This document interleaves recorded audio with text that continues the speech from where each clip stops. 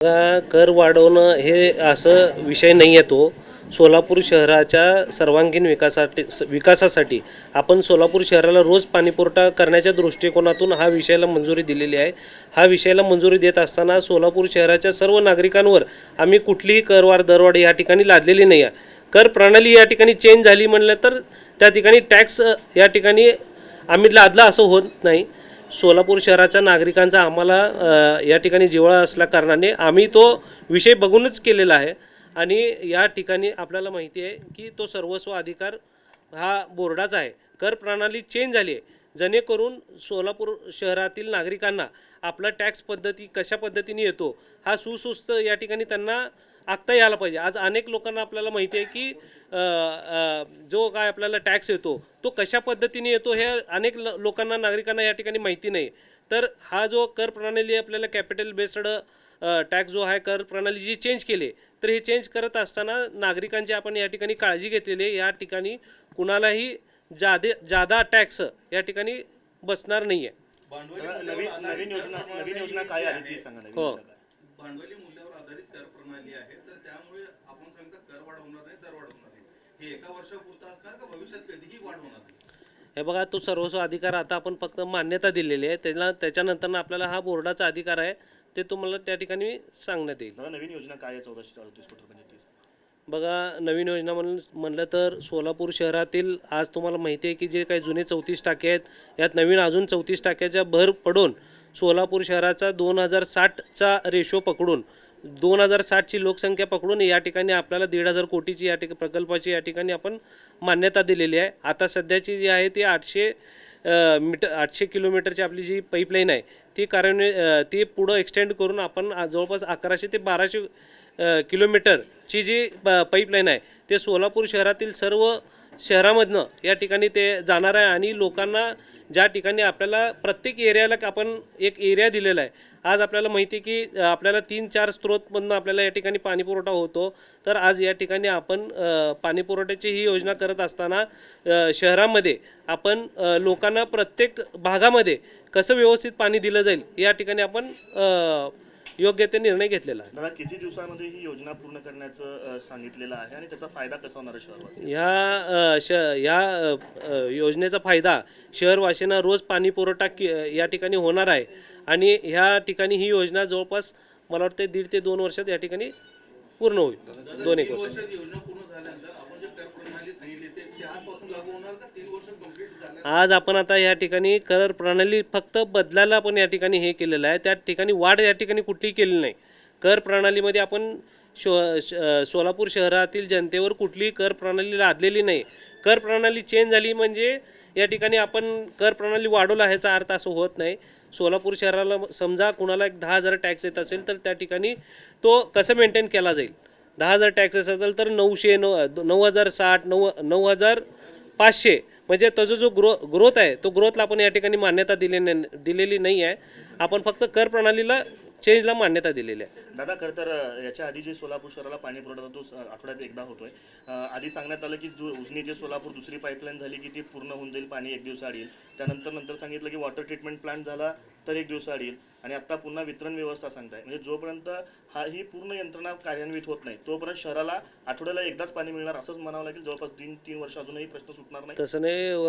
Water treatment plant जो आहे आता आपल्याला माहिती आहे त्या ठिकाणी एकदम आपल्याला 90 MLD पाणी वाढणार आहे.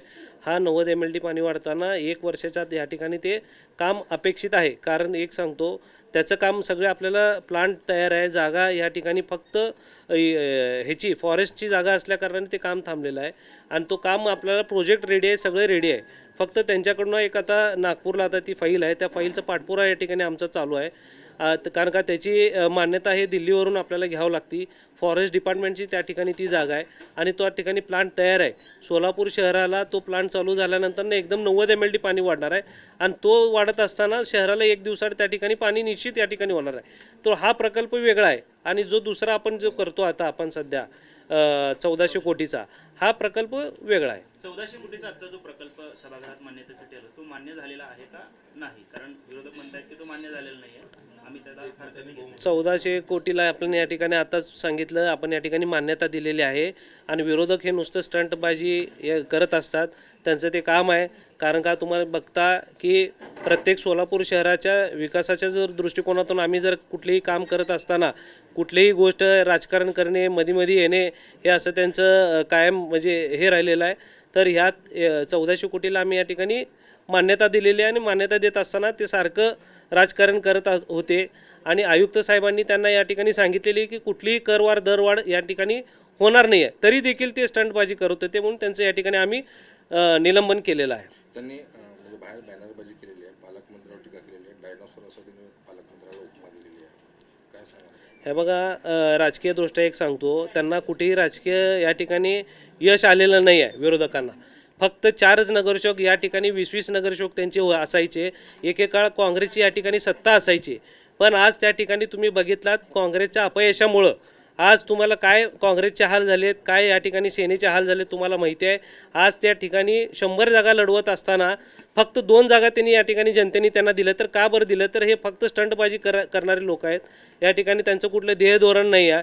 स्वतः आज तुम्हाला माहिती आहे अनेक आता आपल्याला माहिती आहे की जे काही आता शहराध्यक्ष आहेत, शहराध्यक्षच आता आपल्याला माहिती आहे की एक मेसेज काय की अपयशी शहराध्यक्ष म्हणून या ठिकाणी शहराला या ठिकाणी त्या ठिकाणी ओळख आहे.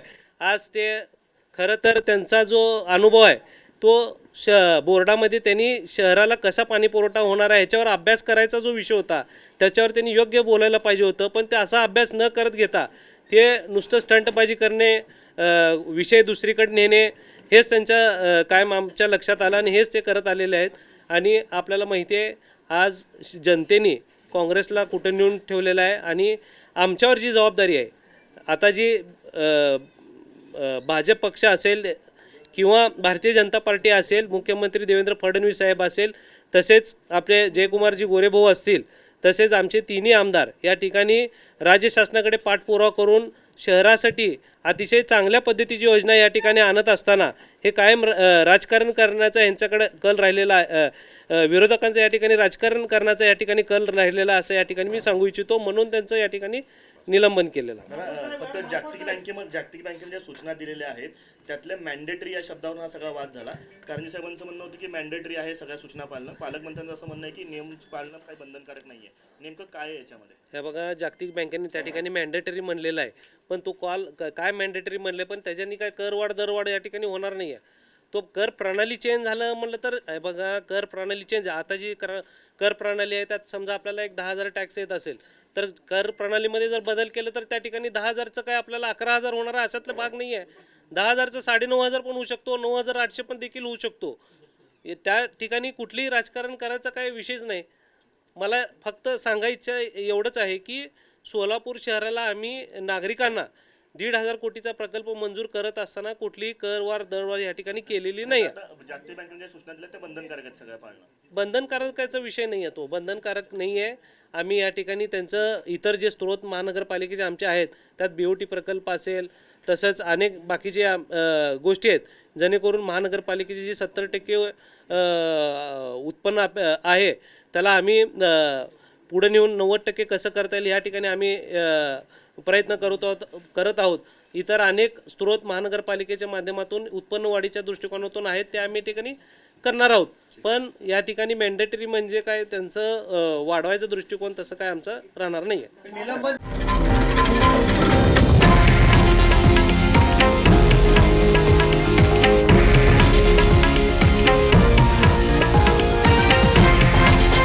हे आहे देशातील नंबर 1 न्यूज नेटवर्क आणि आपण पाहत आहात TV9 मराठी, एकमेव.